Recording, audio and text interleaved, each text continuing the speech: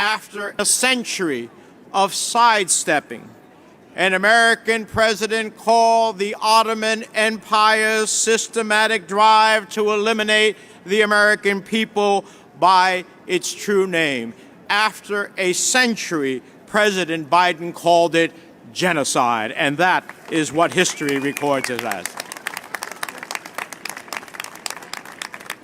He called it genocide because after decade and decade, the knights and daughters of Vartan never gave up on the truth, as you never did. He called it genocide because year after year, we have come to Times Square to remind the world of this crime. He called it genocide because day in and day out, the Armenian diaspora, churches, civic groups, phone banks to lobby legislators. You wrote letters. Even during COVID, the Armenian Assembly kept up the fight with conferences and seminars over Zoom. And last year, Anka sent over 1 million messages advocating for justice. And because of your efforts, my wife Nadine, whose grandfather perished in the genocide, and I gather here with you once again. We remember the victims and honor the survivors of the Armenian genocide. As someone who has long been an advocate for recognizing the Armenian genocide, it is an honor to be with you once again. Even as the Ottomans committed this crime over 100 years ago, they tried to suppress the truth. As they destroyed ancient Armenian monasteries and villages, they renamed them in Turkish.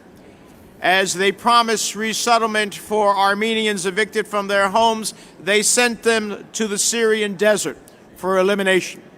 As they denied children food and old people water, starving them until they were skin and bones, they threatened to arrest anyone who would supply evidence to foreign embassies.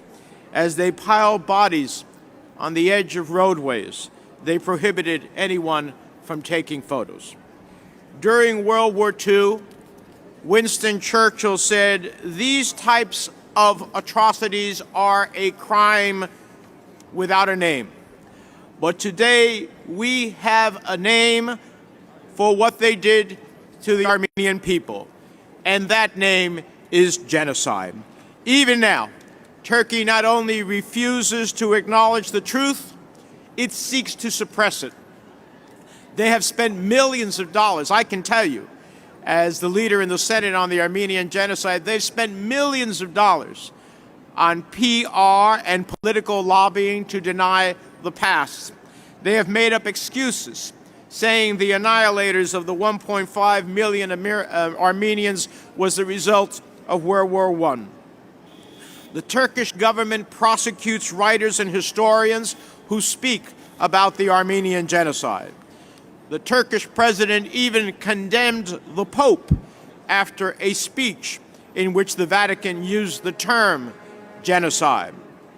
Politicians who criticized the naming of streets in Turkey after the architect of the genocide received death threats. And journalists who wrote about the genocide have been assassinated on the streets of Istanbul. With these shocking acts, Turkey tries to cover up historical facts, undermining the fundamental right to freedom of speech. There is only one way to deal with these types of threats. It is when we come together, stand up, and tell the truth that cannot be suppressed, that we fight against the Turkish government and all those who would deny the genocide.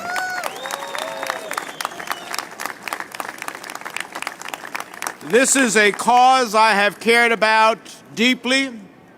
It is a cause that is close to my heart. And I'm proud that even as American leaders and allies stayed silent on this issue, I did not. I have blocked ambassadorial nominees from their positions because of their refusal to call a genocide what it is. I have introduced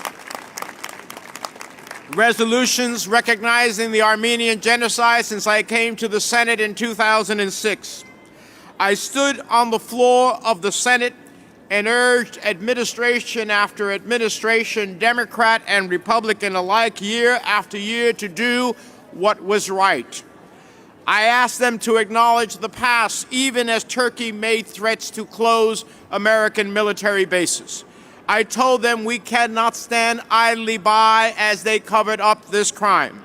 I went to the floor of the United States Senate time after time after time and fought my colleagues who would deny the genocide and not agree to pass the resolution until I shamed them into admitting that which we should admit as part of history. And for the first time, the United States Senate passed the Armenian Genocide.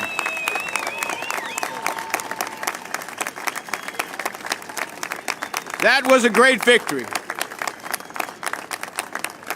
That was a great victory, but our fight is not over. We have more work to do when Turkey continues its campaign of denials and threats. We have more work to do when a monument to the architect of the genocide still stands in Istanbul. We have more work to do when Azerbaijan launches a war against Artsakh with Turkey's full backing. That war resulted in appalling human rights abuses. And even a year and a half later, Baku still holds scores of Armenian prisoners of war in their jails. These threats to the Armenian people cannot go unanswered. And I, as the chairman of the Foreign Relations Committee, continue to press this government to make sure that they end military assistance to Azerbaijan, because we cannot have another genocide.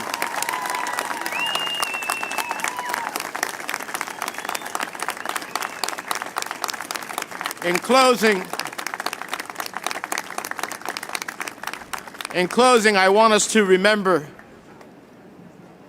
the victims who lost their lives, and also to the bravery of those survivors. They had to swallow their coins to keep the Turks from robbing them. They had to cross mountain passes with their children in their arms.